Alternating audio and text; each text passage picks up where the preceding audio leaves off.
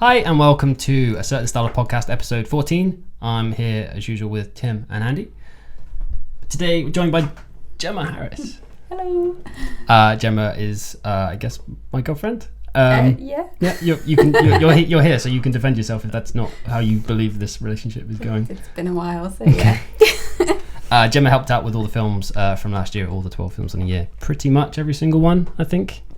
If not practically, then just do November in spirit by putting up with me.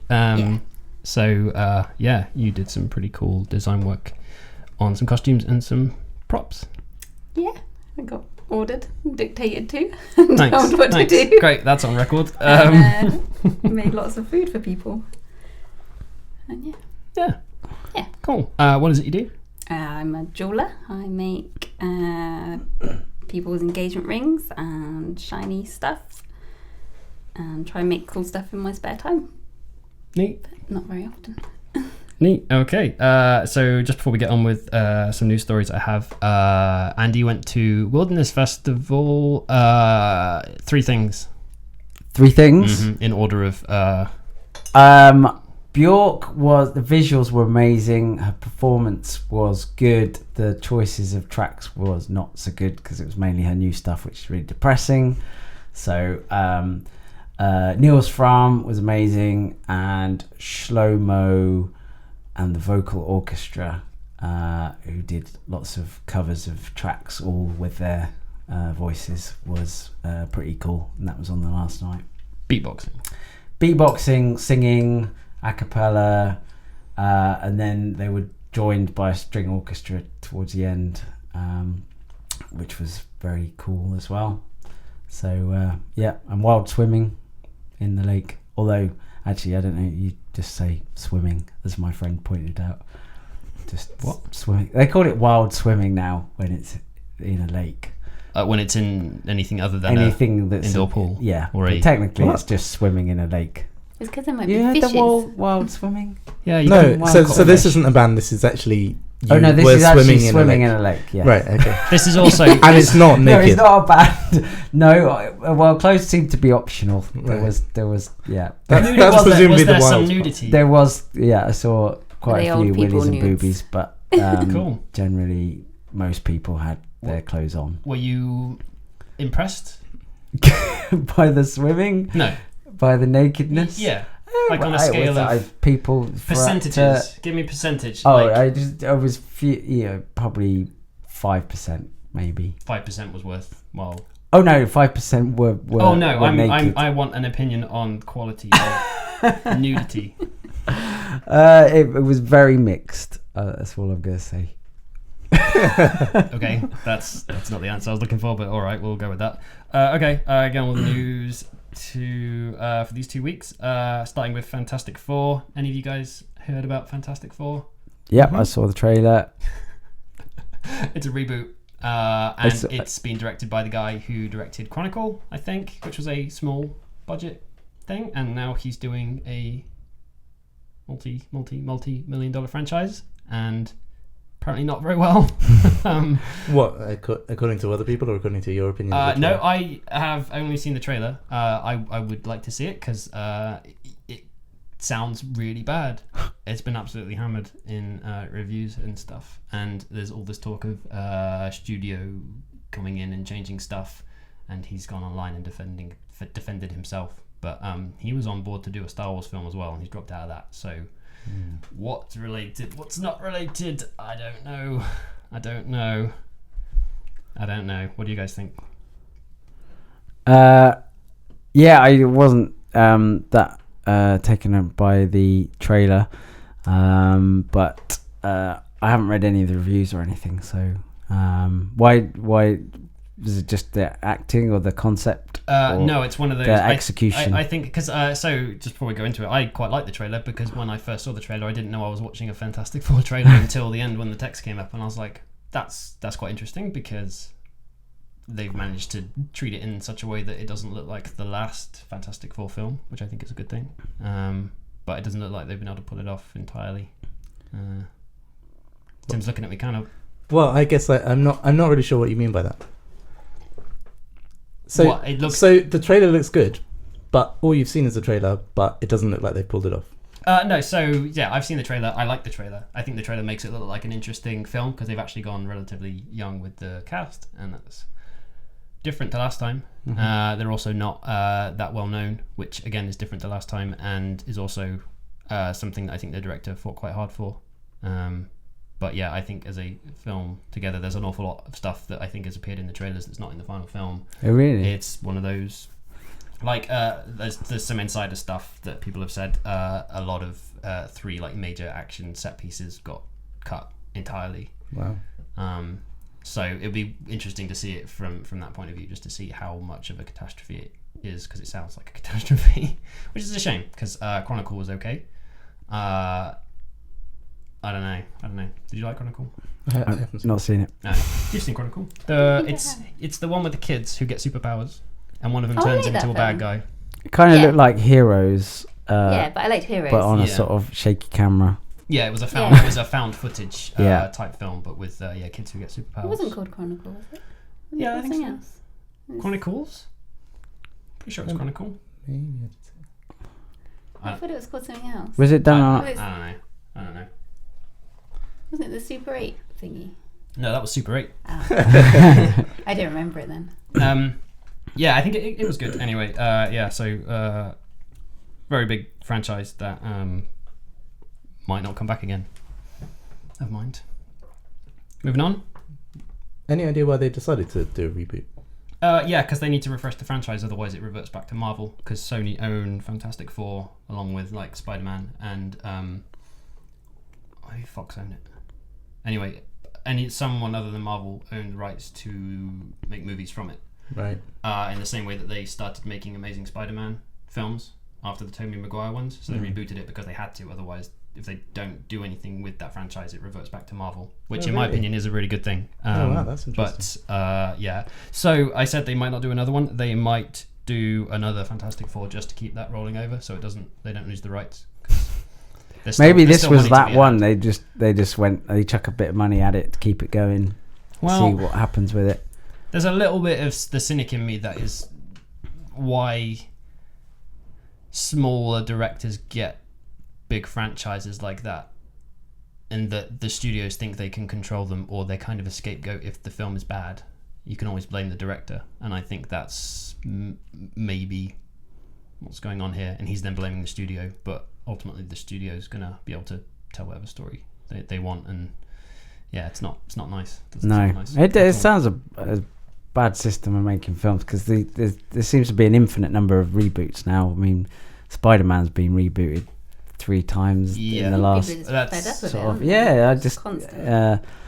they I think the system's broken.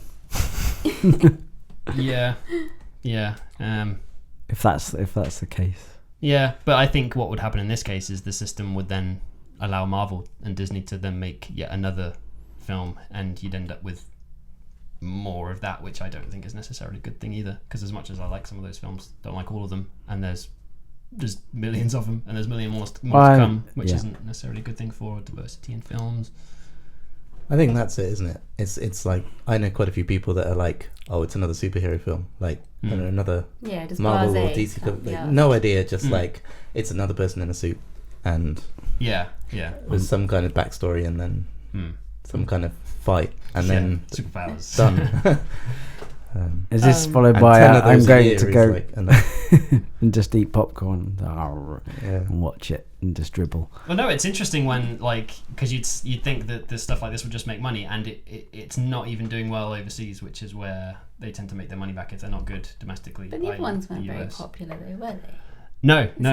Fantastic Four aren't popular. No, it's really good because there's a little bit of hope in that people can spot a bad film and then not go and see it, which is good, because that needs to happen slightly more often to big budget films, and then they do them differently, hopefully. But again, a lot of them make the money overseas and then they keep making them, which is why you get more bad big budget films, is because even though it looks like a failure, it's not a failure to the people who control the money. I think it's partly a time thing though as well. Like, if this Fantastic Four had come out in 5 or maybe more years' time, I'm pretty sure it would be reasonably popular, But considering the last one was out, it doesn't seem Pretty like soon, very long yeah. ago. Well, that's one of the. I think I read an article about the like the ingredients that go into making a successful reboot, and one of them is like time between seeing it, like that nostalgia, and them dealing with nostalgia well enough. And it's like Jurassic Park is a good amount of time. Yeah. Even if it's not maybe the best film, I don't know. I haven't seen it. Still, I can understand why a lot of people would want to see it and be hyped up. Yes. Whereas there's no way I'd be hyped up to see Fantastic Four, even if I like the original, because it's a little bit too niche. It was too recent as well. Yeah. Because I think, Jurassic Park succeeded with people like us, people our age, who remember it and want to go see it for nostalgia value. But then it also did a hell of a job marketing it to new people, because dinosaurs are always cool. Whereas superheroes are, there's plenty of them. And Fantastic Four is just not that popular a franchise within movies, because it hasn't been done very well. All right, let's move on. We have spoken in the past about this Deadpool trailer, which was at Comic-Con, but they didn't release it until like last week, and it's out now. You didn't see Deadpool, did you? I did. We watched it. Oh, did you see it? We watched it at the weekend. Okay, let's start with Gemma. What did you think of the Deadpool trailer? I didn't like the music on it. I didn't like the rap-centric theme to it. Yeah. Made it kind of seem like a film I wouldn't want to see, because it's not aimed at me, because I hate rap music. I quite like the guy, and I quite like the jokes that were in there. They were quite funny. But I'm not sure I'd be bothered to go and see it. It looks a bit too car-y and a bit too... It looks like it's overtly aimed at teenage boys. I would agree with that. What about you guys, Tim, Andy? I quite liked it. But maybe that says quite a lot about what kind of films. No, I thought Ryan Reynolds looked pretty sort of comfortable in that role and sort of played it well. I was surprised at how much of you saw of him in the flesh, kind of thing. And so was I. I thought it was going to be in once he's in the suit, he's in the suit for life. Kind of thing. But no, I really liked what I saw, and kind of thought, because I was a bit wary after you guys said you'd seen the previews from Comic-Con and stuff, and no, I think you did. I did, yeah. It's good. I hadn't seen it. But no, I thought it looked good. I thought the level where they seemed to have toned down maybe some of the sarcasm from the preview, but hopefully they'll keep a lot of that in the actual film, and it's just what they've chosen. But so is there stuff cut from that was in the Comic-Con trailer? Well, I'm not sure what Andy's referring to there, but the scene with the car, like the one that they released originally, that's obviously cut down a lot. Yes, that's still in there in little bits and pieces, because and it's they maybe haven't modified. finished any of the effects shots yet. So I guess fair enough that it's in there. What did you think, and what did you think about the way it was different? Different from the test they did? Yeah. I didn't think it was that interesting. It looked kind of not far enough down the sort of adult joke route, which I think, and violence actually. It just looked very tame. It looked like, as Gemma said, it's aimed at the middle ground, which I think is where all these films are aiming for at the moment. And I don't think Deadpool should be in that middle ground. It should be like that kind of Super 18 certificate kids, which is good marketing in itself, because kids will go and see it, but they shouldn't be allowed to see it. It's that kind of thing. I was hoping that was all to be. Yeah, I think it kind of hinted at that, and I think they sort of maybe held back on some of that for the trailer. Yeah. I hope so, but because I agree, I like that sort of slightly darker side, but I kind of got that from the trailer. I sort of felt that there was a bit of a underlying kind of. I didn't think it. I was expecting it to be really dark. Yeah. I was expecting. I was a bit like, oh. Yeah, I was expecting, because it's a red band trailer, so they can get away with more stuff. Yeah. It kind of like PG-13 kind of film, and I don't know. It didn't do what I thought it was going to do, which I guess is I don't know if it's PG-13. No, I think it's an R movie, but it just doesn't look... No, I mean the trailer, I think... I don't know. I think it had a bottom if you look at in it, it's quite... bottom, did it? Yeah. When? Or was that different? Was that another Was that thing you different watched? one? Was that your weekend coming back in? Yeah, Wild maybe that was swimming. that. I think the jokes... I like the joke that they did twice.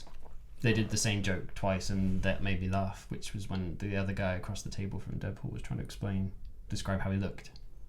There's that joke twice. I guess that just carries on. I'm guessing that it probably goes on for a while in the film. Yeah, and I think that was funny, but nothing else made me laugh. Nothing else made me laugh like the initial test that they did, which is still in there, but I guess they've slightly changed the ending of it. But that goes to the point I think we talked about before. Is like, can it sustain what that little preview gives you for an entire feature-length movie? And the trailer seems to show that no, they can't. They can't do that. I don't know if they can't, but I didn't see another origin story. Anything in there that said that it can. It's another origin story, and I think with that character, you can be totally brave and just jump in. It's like he's like talking about doing it for, I guess, his girlfriend or whoever he's involved with, and then it going wrong. And he's a kind of a character I don't want to know the backstory of that much. I don't want to know where he comes from. I like the fact that he's this kind of Joker-like character where the ambiguity of his like origin is what makes him very interesting. And I think they're missing that by doing a origin story. But yeah, that's what I thought. There's got to be something else from that trailer. I can't think of anything that just stands out from that trailer. There's nothing. No, that makes me go, that thing happened in that trailer, except for the jokes about, which is again doubled up, which I don't think is a good sign for the movie, about how he looks. There's nothing I would go, that was cool. I think I was just put off by the music. Like all the other new Marvel ones have had cool music, cool intros, and that was just rap thrown in your face, and I just didn't like it. It just jarred me instantly. No, that's fair enough. I think, but again, that might be going towards a demographic that isn't us. True. It's that younger audience who will go see it regardless, because it is that kind of fringe movie that does have swearing and it does have ultra violence in it, but that's tamed by our standards, but maybe not young kids. Yeah. So they're making a film for young kids, but rated for us, which I don't know. But we are pretty desensitized though. Yeah. I mean, if you think about what would have to go in to make you think, well, that's a bit edgy. Yeah, I think Kick-Ass is a really good example of how you can do that kind of film well. Yeah, not the second one. The first one is that very kind of shock value. Everyone's used to superheroes, and then suddenly this superhero film comes along, which does involve kids kind of swearing into stuff you wouldn't expect, and is kind of ultra violent. And I do think like Kick-Ass is ultra violent, like in places, and it's, if Deadpool can get anywhere sort of near that, then it will succeed, but it doesn't. I don't think it's going to at the moment. Well. And he's totally CG. Is he totally CG? There's a joke in it about him not being CG, but then he looks very CG to me. Yeah, well, I think the with his mask on and stuff, he doesn't need to be CG. He's a guy. Yeah. With a mask on. It's like CGing Batman. But he's just got to do all the athletic stuff, right? Yeah, but it looked like that's why. But it's a good stunt. He's like, yeah, you got to dive into the window of a moving car. I mean, like that's fine. Have you seen any kind of martial arts movie where they use wire work? It's like that works fine.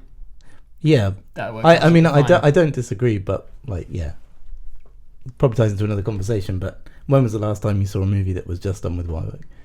I mean, like the original Matrix kind of was, and then after that, kind of not at all.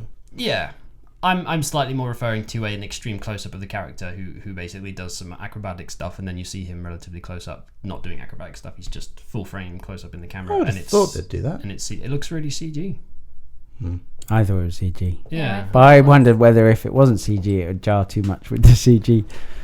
I wonder if it's like every time you see him, they CG his suit or something. I don't know. All right, well, let's talk about that some more, because there's some other things to talk about, but we're already picking up on the thing that we want to talk about most of all. And I'm actually going to, maybe we skip that ahead of Mad Max, because we were going to talk about Mad Max, but I think we're well into the effects conversation. I think that trailer is a good example of how not to do CG, given that you have the need to make the character do acrobatics and look like he's super powered, and then you cut to a close-up of him and it's entirely not CG, and you have no frame of reference. Is that maybe a good way to describe it? Like, I don't know what his suit looks like with what material it's made of. It doesn't look real. So when I see it, it's like I can't imagine that in real life. It's something I should be able to, because it's a man-made suit and it's a guy who's not bigger than a normal guy or anything like that. So there's no reason why he shouldn't be walking around normally. But it looks like CG. I think one thing with it seems to be a lot of the superhero films have the trouble with this is they can't decide whether they're sort of going sort of like a cartoon or whether it's real world, real life kind of thing. So, for example, when the action happens, the characters kind of defy the laws of physics half the time, and I think when that happens, your brain just automatically sort of detaches from that world, because you're so familiar with the world around you that has, you know, certain rules and things, and as soon as they start breaking those rules in the films, then you kind of feel a detachment and you don't feel that connection with them. And I think, you know, the suits and everything, they have a similar sort of feel. You know, they're ultra stylized, quite often using materials that don't actually exist in the real world, and they kind of unobtainium. Exactly. So they're kind of making it up. But then they try and set everything in the real world, so that, you know, it's kind of, I'd actually prefer it if a lot of these were purely CGI but stylized to not look like the real world, kind of a bit like how they did the Sin City kind of stuff. Not exactly that style, but like an ultra stylized version of reality where you can break laws of physics and everything, and where that, I don't think you'd feel that detachment so much, and you'd really just you'd take it into you know, you'd forgive them for that, because you would then your brain would be in that world, and you'd sort of take everything for granted. And, you know, if they had flying cats, then you would, that's fine, because it's a fake reality, you know. So that's I think that's definitely with superhero films, and I think a lot of other films, like I found the Lord of the Rings sort of started going down that route where it kind of got a bit ridiculous, especially with The Hobbit and the barrel sequence and stuff, where it just your brain just switches off, and you just kind of, I hated like the whole goblin sequence. Didn't get it, didn't like it, hated it. But that's the whole thing. It's like you're watching a film where it's set up to look realistic, so you've got live people who are actually people who you recognise. All those bits were fine. And then you're thrown into goblins. It was just my brain couldn't cope. You're thrown into 100% CG in a film that you're not told is 100% CG, like a traditional kind of animation. You know from the offset, because of the way it looks, it is an animation, and it's not going to look real. But then you see in The Hobbit and Lord of the Rings like real stuff that then just turns into an entirely CG shot, which is like the George Lucas effect. To put it nicely, is just it's, I don't want to say it's lazy, because it takes a long time to do that stuff, but I think because they can do everything, they feel they should do everything, rather than just. I think it's partly that, but I think there is another thing here, which is we haven't really talked about, which is, if you film two actors having a sword fight for real, it looks crap. It looks like a school play, kind of. And I don't know. You're talking to an editor here, so it's like. I think you see the original Star Wars lightsaber. That doesn't look like. No, but well, and that you say that, but when you do watch older stuff now, and you watch it in comparison, you do realise that actually it's a bit weak. You start noticing, like, oh, that was a bit of a lame move, or like. There wasn't really that much force behind it. Like it doesn't act. It's not actually that impressive. Like, unless you choreograph it again and again and again, spend months doing it, which obviously probably we might think that they should, but unless you do that, and an actor's very capable, I think it often does look actually a bit naff. And what you then do is you start adding stuff on top to try and make it look more awesome. Back in the days, it was like, okay, we make a lightsaber and that looks awesome, but now it's kind of like the bar keeps on raising. But I think we are in this funny place where when people do the animations, a lot of animators are doing it for what they think looks right, and there's not actually a lot of real physics-based rules that they apply. There are some in terms of like how far the joints can move and things like that, but this is kind of partly related as to why we feel like there's very little weight to the characters sometimes. Somebody who should be like twice as strong as you as a regular person, you expect them to have this massive presence just in the room. Like, if someone was sat next to you and they're twice the sort of size and weight of a normal person, you'd just be like, they'd be bumping into things and stuff like that. Whereas and you don't it's all choreographed so perfectly. So if I was the size of the Hulk, I'd perfectly just happen to have my hands would just fluidly move around all the objects in the scene without actually banging into anything or squishing. Exactly. I mean, messing up. In a way. You do occasionally have those scenes in the film, but imagining like Hulk sitting down for dinner, like it's a really clumsy affair, and you see lots of things. And in the film, it's like jump, pinpoint onto a car, like pinpoint onto a ledge, and everything's like, I don't know. He's got the accuracy of a fly with like what he's doing, and that shouldn't be possible. There should be that margin for error. There should be a margin for error slider, like the human error slider in every effects package, whereby you put it up to 90% and you get something that looks pretty realistic. But that's it. I think what maybe we'll try and get to is, obviously this is why people do motion capture and then tweak that, and it's also why people do real footage of people doing stuff and then model it over the top of that.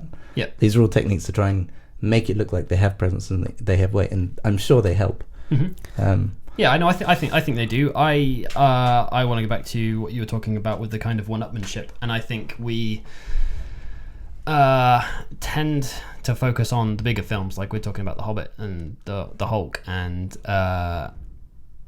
I think that one-upmanship is what ruins it. It's like you've got really talented guys who can do whatever you ask them to do in the computer. They can make whatever you want, but Avengers 2 has to be 200% more Avengers than the first one, and the only way to do that is to break some rules, and they're just naturally sort of forced into that. It's very the big fight scenes have to be bigger than they were previously, and it's ironic. I put the effects book on the table to show what we're going to be talking about this episode, and it's got Gollum on the front, which is from Lord of the Rings, which was one of the bigger films. But what you get from those films is really interesting, because you have Lord of the Rings, the Fellowship of the Ring, like the first one, which was started filming like in the 90s, like late 90s, so CG wasn't where it is today, and you do see the natural progression within those films from going real, slightly more or slightly less real, to fully CG in the third one. And I think that's a real shame. What you get from independent films and smaller films is that more realistic CG stuff, because they don't have to one-up those bigger films. It's like Lord of the Rings had to build on the first one, build to the second one, build to the third one. But one-off films don't need to do that. Their effects are there because they need to cover something up, or they need to put the film in a period that they can't film. But they're not doing anything law-breaking, as you put it, Andy. Because they don't need to. No. They're just always grounded in slightly more reality, and it's in those smaller films that you get really, really good CG, and it costs a fraction of what Avengers costs, or Lord of the Rings costs, or Hulk costs. But I think the sort of smaller independent films, they have to rely a lot more on a plot and things. And I think sort of one thing that happens is sometimes if you rely too much on the CGI and the special effects and stuff, you lose the bigger picture of actually we're telling a story, and these scenes need to be entertaining but also moving the story along. And I think partly we've lost the narrative that actually good films need to kind of keep your interest. And I don't think filling half an hour full of whizzy effects sustains an audience now. It used to, I think when it first was coming out, people would go and see these big films, but I think now they need to sort of rein it in a bit more and focus again sort of on a decent story that really grabs your attention, and then use the special effects to effectively tell that story in an entertaining I know way. what you're saying, but like I don't think if you asked any sort of modern director, do they think they should rely on the CG or whatever. I'm sure like if you spoke to them, they would all be like, no, we don't want to do that, we want to make sure there's a solid story here and things like that. And the other thing is as well, saying we should have a better script is like important, but presumably at some point that's just not an option, or you've done what you can. I don't know. I everyone's seen King Kong remake. Like that film is probably 3 times too long than it needs to be. It has probably one of the biggest in terms of length and CG characters fight in a long time. It has King Kong fighting 2, they call them V-Rexes, or maybe it's 3 at one point. Anyway, it's a big fight scene, and that film's really, that's interesting to me because it does a great job at the beginning of the film setting up the period. Like it's set in the 20s, and they use like set extensions to create that city, and again based in reality. There are cars on the road and the buildings are different, and you're using it to almost like paint a picture rather than have like King Kong smashing stuff up. That's a very recognizable thing. You recognize a building, you recognize an old car because you've seen it before. That film goes from one extreme to the other. It does that nicely. It does some really nice character stuff. It's got good actors. There's a really decent script in there somewhere. King Kong is really good, and I think animated really well. And Tim disagrees. Tim maybe disagrees. I think the relationship between Naomi Watts and King Kong is the key to that film, and I think they pulled it off like really well. It's everything else around it that is unnecessary. It's the big fight, which you need, and you need the big thing with all the brontosauruses or whatever they're called running through that canyon that again goes on for quite a long time. It's kind of got that Hollywood one-upmanship. It's a big fight, but there's also like the key story bits are in there, and they're just trying to fight against this horrible overblown CG stuff. And it's like you can do it with a good story and good motion capture, because they did motion capture that, and they got an actor to do the King Kong role, and that all seemed to fit really nicely. It's just frustrating when no one else can pull it off. It's like even Peter Jackson goes from that to then The Hobbit, and it's like I think that's one of the examples of how it was awful, personally. I don't think what because I know you. I felt nothing in that film at all at any point. Really, and I think like, oh man, I don't know, like how could I feel so little for like such a long film with like focusing on just 2 characters? Like, I don't know. Did you not when like he was obviously hurt and she was trying to help him? Yeah, like the way there's so much great subtle stuff when the monkey, King Kong is trying to communicate with her, not being able to speak, and the subtleties in the animation of King Kong. It's like that's really, it's quite believable. Really that's quite good, but on a sort of higher level than that, it's just like, oh come on. I don't know. It's just like, oh look, this poor whimpering dog. Now you feel sorry for it, don't you? Now you care, don't you? Yeah. No, sorry. When I know that you're just putting that dog in and you're kicking it in the face so that I'll feel sorry. No. Have you seen Planet of the Apes reboot? Same. What's which one? It's the one with all the monkeys. The one with the monkeys. I forgot what it's called. Not the Tim Burton one. The Rise of the Planet of the Apes. Rise of the Planet of the Apes. And then Apes. Yeah, and then Dawn of the Planet of the Apes. It's It's once again. I think King Kong was almost there with the empathy of the CGI character, but I wasn't quite there. But when I saw Rise of the Planet of the Apes, I really had empathy with the main characters, and they were probably slightly more realistic, but I think the way the emotions were brought through, and that's getting sort of a lot more better these days, I think. And then I don't think they were quite there with King Kong, but I think these things relate to a technical thing, which is the detail in facial expressions and the motion capture around that and the animation techniques around that. And I think all of that is improving, and all of that helps a lot.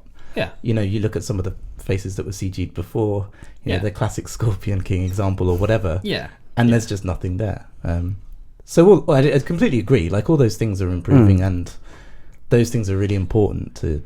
But I think a good film is good despite the special effects. Yeah, it's totally. kind of it's all yeah. Because I mean I literally said it a few seconds ago. It's like when you are given a completely CG scene, it's like your mind is taken out of that, and you need some grasp of reality to make it real.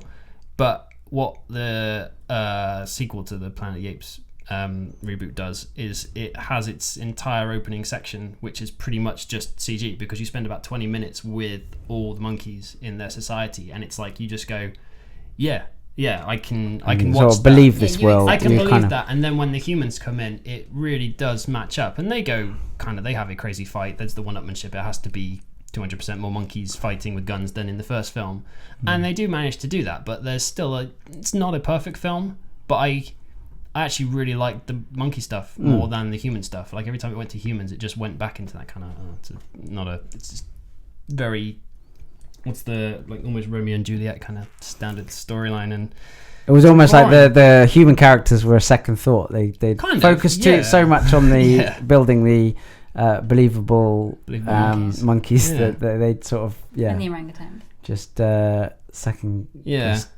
It's a tricky conversation. Like, I think we are jumping all over the place with this, but it does just show like how contradictory it is. It's like you can have all the money in the world and do the best CG in the world and have a really rubbish movie.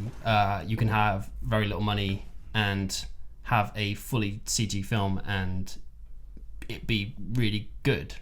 Also, you can have blockbusters that have loads of CG and are good, and it's just like, why? Yeah. Why is there such a diversity? It's like it's the same reason you get good and bad, like, regular dramas with no CG. It's just like, it is down to the people who are telling the story. It's like, is that the thing we're not really focusing on in any way, shape or form? We're talking about the effects artists and like what looks real and what doesn't look real and what's perfect and what's not perfect. But actually, is it, like you were saying, Andy, is it just all down to story?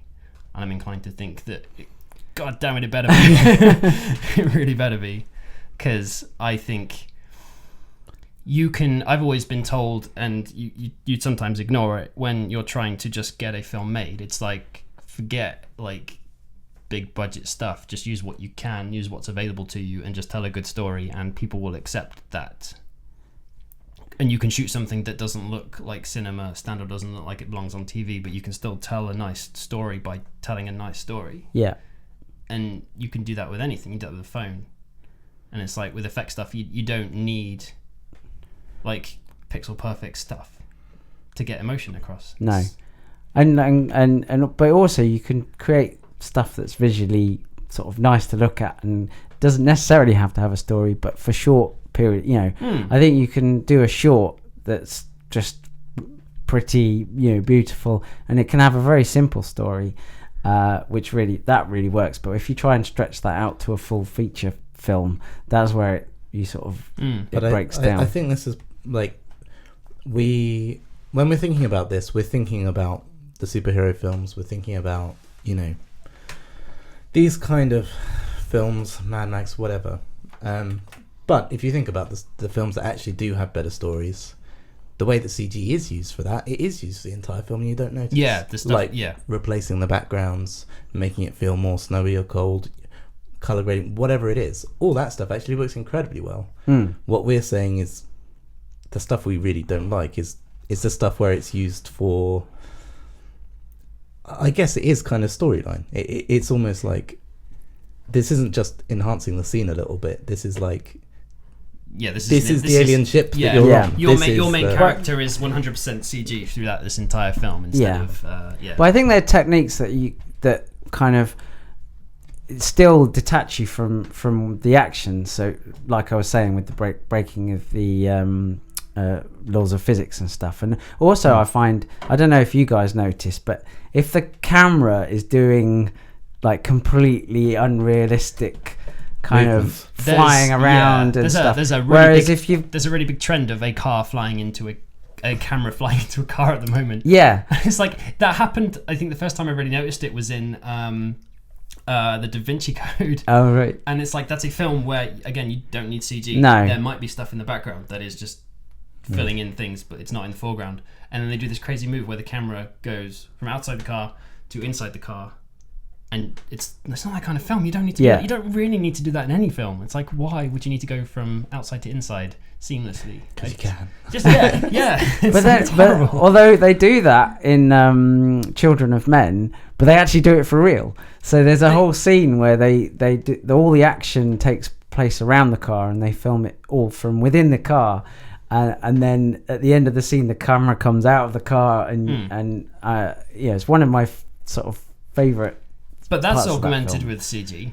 Yeah, well, The entire roof of that car is not real. yeah. But it's all shot with a real camera. Yeah. And I think your brain kind of, understands. Well, it's like that you were as a saying before, sort it all ties into it, right? This sense of space, this sense of presence, this sense of like, what laws are you breaking, right? Yeah. But also, it can be distracted. I think you can distract from that with good storytelling, because like the that's a single take shot to kind of give you that kind of sense of what a single take gives you, which is kind of like intimacy, and it's like, and its pace. It's like it's constantly building. You're never broken away from the action, and it's like that can be done really badly. You could do that whole camera from outside to inside with really crummy dialogue, and it's like you're just noticing, going, I'm just genuinely bored doing this scene. But you could probably break a ton of rules with where that camera should go if you're focused on this really great dialogue that just doesn't stop, and the camera goes over here, camera goes over there, camera goes wherever. But the dialogue is good and the acting is good, and you're just like, you forget everything else, because that's how filmmaking should be. It's like you shouldn't notice anything technical like that. Yeah. You should just be looking at story and listening. I mean, did you? Because I forget the director's name who did Children of Men, but also did Gravity. Alfonso Cuarón. That's it. I think. And I guess he's taken that to the next level with Gravity, where a lot of the scenes are pretty much 100% CGI, apart from perhaps the actors' faces. Yeah. I know you enjoyed that. I didn't. No, Oh, I you didn't. didn't enjoy that. I didn't like Gravity, and that's purely for the story parts. Like actually didn't mind the fact that the face was the only thing that was real in some of those scenes. You didn't really notice, or not and at all. visually, it's amazing, but yeah, that's a film that just gets worse as it goes along. But you hate Sandra Bullock as well. Yeah. I don't think know. that didn't. I didn't think that helped me either. But No. But it got. Not that I have just, anything against that her. film's got. I think that film's got story problems. That's got a film that is constantly one-upping itself and almost taking the piss out of itself with the crazy situation Sandra Bullock gets herself into, and I think that's fundamentally what's wrong with that. The CG with that kind of film, because it's all in intimate space, in small capsules, or out in infinite space. It's like that's all very backgroundy, non-invasive CG, and that kind of, it was good. Yeah, Good I CG. think if it had a better story that kind of Yeah. and more believable, I have nothing wrong with Sandra Bullock, but I thought that film did become Sandra Bullock in space, and I think there was a less believable situation. Some films you can really believe that actor. Well, my friend just said like they just needed training in holding and grabbing onto things, then they'd have been fine. Yeah. they just learned how to grab, which is surely a basic astronaut skill. Yeah. Learn to grab the rail. Yeah. And then they'd No, she didn't. I didn't find her believable as an astronaut, and I think that film could have been benefited with a sort of less, more unknown actor, and also there was loads of people, wasn't it? Like Scarlett Johansson, George Clooney and, was. Natalie Portman was going to play her as well, wasn't she? Maybe, I don't know. That would have. I don't know if that would have saved the film. To be honest, I think fundamentally They had like the loads of different situations. actors lined up, and then they kept changing it. I don't know. I think if we're going to get into Gravity's issues. Yeah. I think they are in its ludicrous. That's a whole nother episode. Yes. Yeah, it probably is. It probably is. Well, let's change subject. I think slightly. Let's go on to what we maybe should have been talking about first of all to lead us into this conversation, and that is to go back over Mad Max, because we're trying to find stuff that we've all seen, and we've all seen Mad Max. We spoke about it before, and only me and Andy had seen it, but Gemma's seen it, and Tim has seen it, and I'm interested to know what you guys think. So let's start with Gemma. I really liked it. I thought it was really good. I saw it at the cinema with you and Andy, and I think after like the opening bit, like you just stop and then they give you room to breathe, and me and Andy just looked at each other and did breathe because it was just intense and we couldn't cope. But no, I really liked it. I'd like to see more of the people, like the weirder people would have been cool, and more of the world rather than just all the cars all the time. But I did enjoy all the cars, but I think it would have been nice to know where they live a bit more and stuff like that. I'd like to have seen more of that. It is a film that is slightly lacking in that department. Well, I think going in, I didn't know what to expect. You said we're going to go see Mad Max. I was like, I've never seen a Mad Max film. I don't know what to expect. And That's it was great. It was good. It was good. You going in with the fresh, because I guess we've all seen the originals. I hadn't seen any of them, so it was. Yeah, I really enjoyed it. I felt awed when I came out of the cinema. I guess that's the right word. Need to lie down. Yeah, lie down in a dark room and a flannel on your head. But yeah, that's good. That's I loved it. That's an unusual reaction to have from a film. I think that doesn't happen often enough these days. So I'm very happy for you to have had that experience. What did you think, Tim? Did you have the similar? So hi, I'm Tim. I'm hard to please. So is this side of the table. Where did you watch it though? Like, what setting did you watch it in? I watched it at home, but like, decent like setup and stuff, and it was good quality. So it was, it was enjoyable from that perspective. I guess the first thing is I saw it later, so people had slightly upped my expectations, which were very low to start with. And by the time I came to watching it, I was like, oh, okay. And consequently, I was for the first half, I was like, okay, this is okay, this is all right. And then the second half, I was like, okay, well, they've already said what's going to happen, so what's going to be different? And then it was like, oh, nothing. And then when it got to the end, I totally didn't understand that. I really didn't understand how the film ended. I agree with that. So it's weird. It just suddenly ends, and you're like, there's a whole load of other stuff that needs to happen for these guys to successfully win this film. You've got like a massive army that's just about to come home and go like, hello. Yeah. But none of them liked. And all their family's dead. And but there was a few. There's a pretty. There was a few grey areas like towards that was a major disappointment. The story didn't go anywhere for me. And did you think the bad guy looked like Peter Stringfellow? It hadn't occurred to me. But now I need to see a picture now. I love the guitarist. Yeah. Like, just go out to war and just have a guitarist with a flaming guitar. That's the best thing in the world. That was cool. It's a very visual film, and I like that. The music's pretty good as well. If you listen to it, it's Junkie XL who did the music for that, which is another, I guess, professional music band making music for films, which is nice to see. I like all that. I was going to say, did you find the action sequences sort of edge of your seat thrilling, or did you feel a bit numb?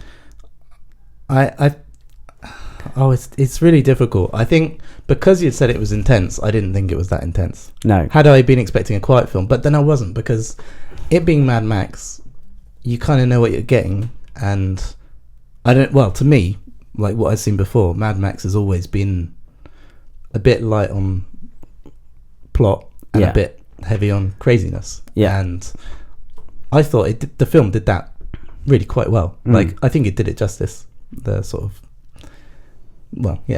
mostly. Yeah, no, But I would have liked to have seen, like Gemma, more of the craziness, perhaps. So more of a background story on. See, I don't even think it needs to go that in depth. Yeah. Like, I think it's got a very interesting premise in terms of the way it looks and the whole world, and it's an action film, and it's one action film. There's one scene that goes, and it just needed to keep building on that. It's like keep going, but it does hit that halfway point when it does try and go, okay, feel something.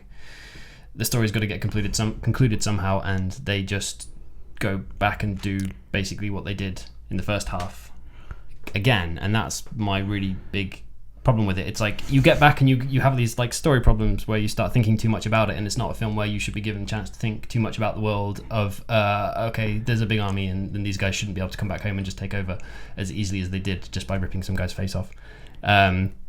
So it maybe could have done a better job. Do you think it could have dealt with being a bit more kind of, it just ends and a bit more open-ended? Because totally. it could have, yeah, because that could have if played they did, in well I into that whole chaotic. But Yeah. not as much. Like, But I would much rather they just It kind of felt like ended on a battle in the middle of the desert with them riding off and like no idea what's going to happen to them. Yeah, it could be that kind of film that just kind of says, right, this, we're going to start it here, we're going to end it here, make up the beginning and the end. And I'd like to see more of that, but I'm wondering if we're maybe what's the word, not desensitized, but it's the Game of Thrones approach where it's that kind of film where you shouldn't be so sure that Mad Max is going to get out okay, which you kind of are. You kind of assume he's going to be fine, and there's the lacking in peril of those characters that you just, they don't really. Game of Thrones set a lot of standards for that kind of unpredictable death, and when that doesn't happen in films now that feel like it should, and I think Mad Max should have been way more unpredictable as to who died and who didn't. No, but I felt the missed it, it's peril, not there. and I think kind of going into with the special effects, the fact that a lot of the shots were shot real, I didn't really notice that at the time, but sort of looking, I was really on the edge of my seat with a lot of the action sequences. We were just and like, stuff. yeah, I mean, as you say, we were just waiting after to the breathe. first sort of 45 minutes, and where it just kind of lulls, I was just like, and breathe, and I, and the fact that most of those were shot on moving vehicles, and obviously there's CGI added, but you definitely felt that it was in the real world. These were real dangerous situations and obeying the laws of physics mostly, I would say, and I felt that really helped with the action sequences, and it was really refreshing, and it was nice that at the time I didn't really notice. That's why I was kind of feeling that, but I think that played a big part. Yeah, there's no break in reality in that film, I think, other than when you're in that big city, like at the beginning and the end. I think there's no break in. You just accept that world for what it is, and nothing stops you from going. There were a couple of bits for me, but yeah, I broadly agree. I think when they, I don't know, sort of big explosions, like cartwheeling stuff, like I didn't think felt that great. Whereas like the people who were sort of like what's the word, like sort of pendulumed over to the other vehicles, I thought felt actually pretty good and pretty real. Cool. I mean, they probably did that for real. I think they did. It did really kind of feel quite good. It's one of those, everything in the foreground is real, everything in the background is probably not real. Yeah. But again, that's nice. It works pretty well in that film. I felt like everyone seemed like they were on speed as well. They were all moving you felt around. like you were on I was speed kind of watching like, it. Well, they really really quickly do that, don't yeah, they? well, They speed up. That's one of those. I think it's an old kind school of effect. Yeah, it's okay in that film, I think, because it is what Mad Max did a lot. But Yes. it's like, is that okay to do now? I don't know. But they played with, because the characters did move around as though they were being sped up, and they weren't. That was just kind of that heightened the sort of speed and sense of kind of urgency of everything. Yeah. I think I would have maybe liked to have seen slightly more of the Fallout aspect in terms of the game. So in terms of the way that you would encounter people and not know what to expect, and like I'm glad. Like two-headed lizard. Do you type want thing. Mad Max the TV series? No, and I'm glad they didn't like fall into traps. Mm-hmm. Like because that would have been really easy to do, and I'm glad they didn't do that. Like with the woman on top of the tower.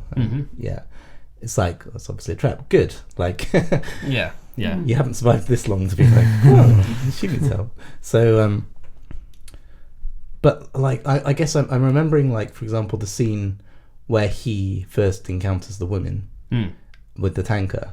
I think that scene is great. Yeah, it's all very real. It's like that's how he would act in that situation. None of it's being done for Hollywood. It's all just like, yeah, there's a bunch of women and he doesn't notice any of that. It's just like, I need to survive and get out of here. And yeah, it's... And you got that, you did feel, I mean, again, it's another trick, but like, you did really feel sort of frustrated for him. You wanted him to get that thing off his face. Because it's like, oh my God, how long have you been like... and you could tell he must have worn that a lot in his acting, and so he must have got quite a good sense of like that frustration, as it were. But well, he got used to that by cool. He got used to that by playing Bane, didn't he? he was well versed in things covering your mouth. Yeah, you can do this, can't you? You might say they take Tom Hardy from film to film and tell him to do exactly what he did in the last film. Yeah, but I mean, I quite liked that he wasn't sort of like your typical kind of main male guy who's just like after he is in the end. Well, kind of. Well, I don't know, Gemma. Do you find there was kind of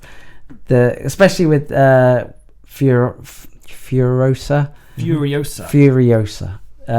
as quite a strong sort of female character. That sort of dynamic, it ultimately kind of went into the sort of, because that a little bit disappointed me. I kind of quite liked the fact that they were, you know, he was just doing his thing, yeah, she was just doing it, thing. and there wasn't this kind of sort of faux love story thing it doesn't going need the on. faux love.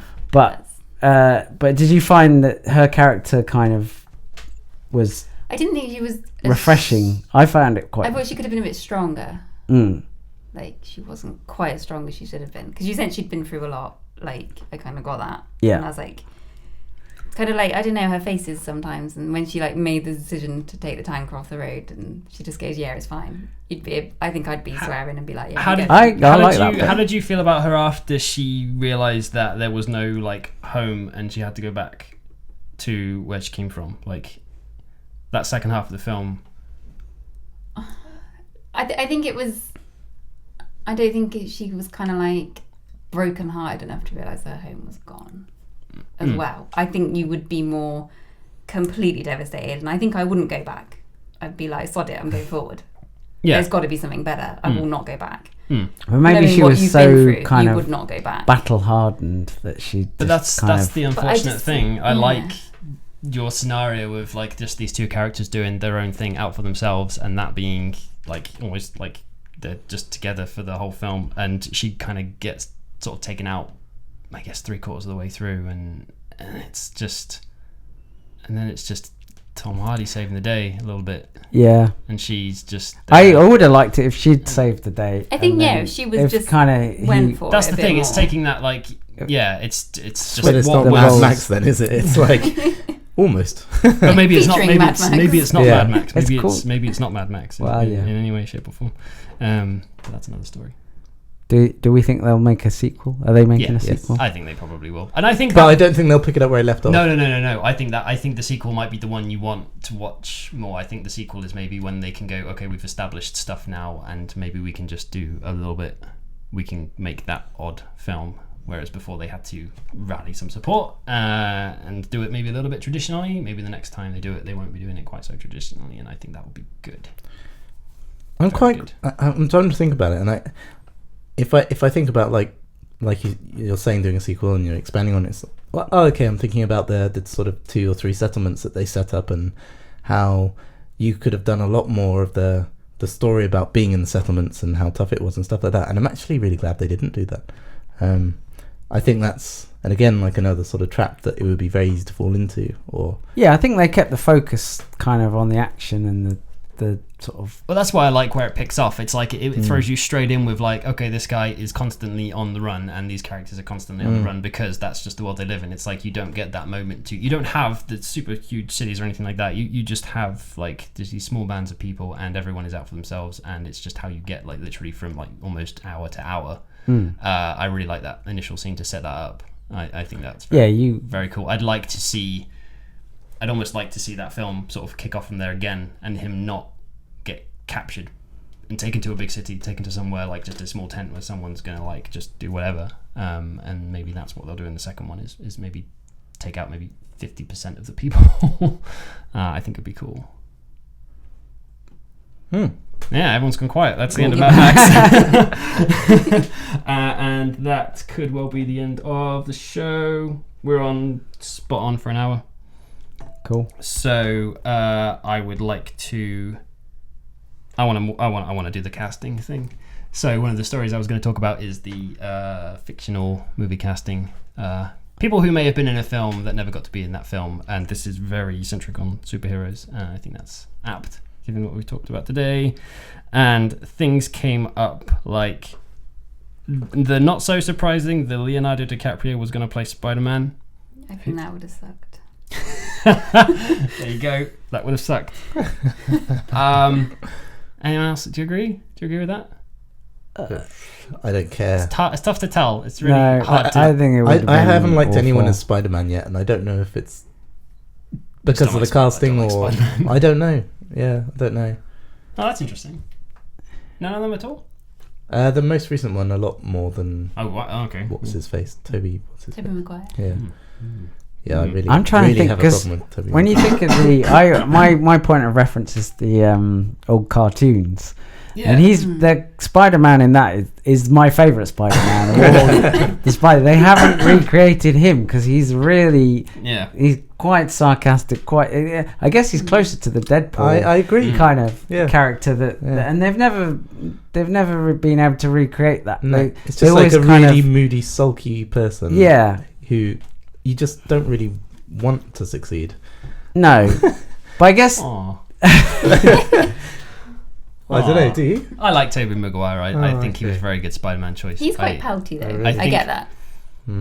I think there was. Yeah. I think the key thing to Spider-Man is that sarcasm, but I think because they did the whole origin story, and it's like they were building up to that, and I think issues arose in that third film. I think the third film is where it all should have come together and been like, this is Spider-Man, because the first two are set up to making that character like who he is, and then the third one is just like, right, that's how Spider-Man became Spider-Man, and that's when he becomes way more wisecracky and is very good at what he does. Has been through a lot, and I think that it's such a shame that didn't get pulled off quite so well. Yeah, Spider-Man 3 should have been after Spider-Man 2. Spider-Man 3 should have been awesome. So how about DiCaprio? I don't know. I think these things are already tough to tell. I think with DiCaprio, that's a relatively sensible which choice. era Caprio would it have been? Was this been post Titanic? Yeah, because it was going to be. I think originally it was going to be James Cameron, so it would have been them two because James Cameron directed Titanic. It was so I think pretty it would much have straight been, after. Yeah, it would have been that, and then I think he did like Man in the Iron Mask, and then it would have been somewhere after that. I don't rate him. I just don't. I don't like any film that he's in. It's unusual for someone. I think he's gone very nicely into character actor and bypassed the whole everyman kind of Tom Cruise type role. I think he's gone right into. I don't like Tom Cruise. No, but I think just as an example, Tom Cruise can kind of has been like leading man in many films, and DiCaprio's kind of either he's chosen not to or he's just not been cast in that way. But he's now very much a character actor. It's not the kind of he's not going to get the hero role. He's going to get that kind of odd person, and I think that's good. He belongs there, but he got to. He started out quite in a sort of indie route, and doing quite him in kind the of beach, serious. and that's probably about it. Yeah, but he did. Was it What's Eating Gilbert Grape, which is very kind of. But he was like super. I don't know what happened between that and The Beach, because was The Beach after Titanic or was that? Yeah, I think so. Okay, yeah, I don't know what happened in that period between What's Eating Gilbert Grape and Titanic. Let's say, no idea. No. Like that could have been a fluke because he was quite young. Yeah. He's very good in it. He's really good in it. I've not seen The Beach. It's the only. You've not seen The Beach? No, it's the only director. Danny Boyle. Sorry, it's the only Danny Boyle film I've not watched, and kind of partly because I'm not sure I want to watch Leonardo DiCaprio in it, but. I haven't seen a bad Danny Boyle film, so I should just suck it up and watch it. It's the DiCaprio film I've seen. Yeah, because I don't like him in anything else. Okay, well, I will give it a go. Gemma's And joining I'll the report- ranks of people who don't like anything. I will. But I don't like a lot of Shuffle male over this side. actors. That's the To problem. shuffle over this side. There's not many I like. All right, this is a good one. Bill Murray's Batman. Who wouldn't pay to see that? I think he'd be too comical. Yeah, Yeah. Like just too much, too jokey. Yeah. No. I think that would have been good. What I like was this a Tim Burton Yeah. era one? Yeah. I think he would have been. Yeah, I think it would have been. it would have been a very different film again from the actor who played For which Michael one? Keaton. Michael Keaton. Yeah. For Sorry. which Batman? But it could have The worked. Michael Keaton, so Batman and Batman Returns. So Tim Burton. I don't know. I think Tim Burton would have it would have. He's an odd character, and I think he would have fit into the odd. Yeah, world that he would Tim have. Burton He would have made a created. good I think it Bruce, would have worked. I guess. Yeah, he would have made Very very kind of- good Bruce Wayne. Yeah. I see. I'm not- Bruce Wayne, but I'm not. I think sure he would have about the fitted Batman. those films, but I don't think it would have made me like the films anymore. Because I No. don't Oh, think I like the original. because I don't think Bill Murray was he wasn't the guy he is now. Then, like now he's this like revered kind of character, but back He's then almost he like was mythical. He was like Yeah.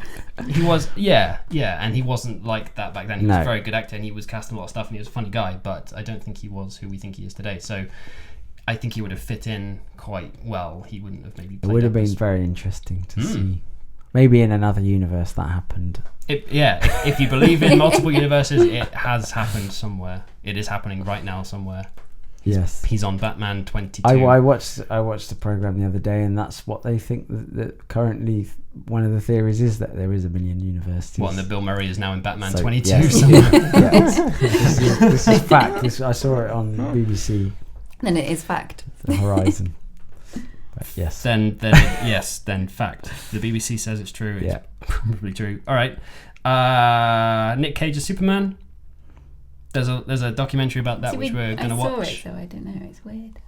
I think that's It's- When I seems remember good. I remember that when that came out as a news story. Oh really? Yeah. Ah. And before, like, while they were in pre-production, and I didn't think it was weird. No. And I thought that could, like, especially with Tim Burton and stuff. Mm. Now I think it's very weird because he's Done so many bad films. he's a weird guy, but he is a fascinating guy at the same time. So I think again a lot of this is kind of what they've done since we decide, but I think possibly it could have worked at the time. The test shots in the suit look really good. Yeah, To be fair, I don't was know like, if he makes a actually, very that good would Clark work. Kent.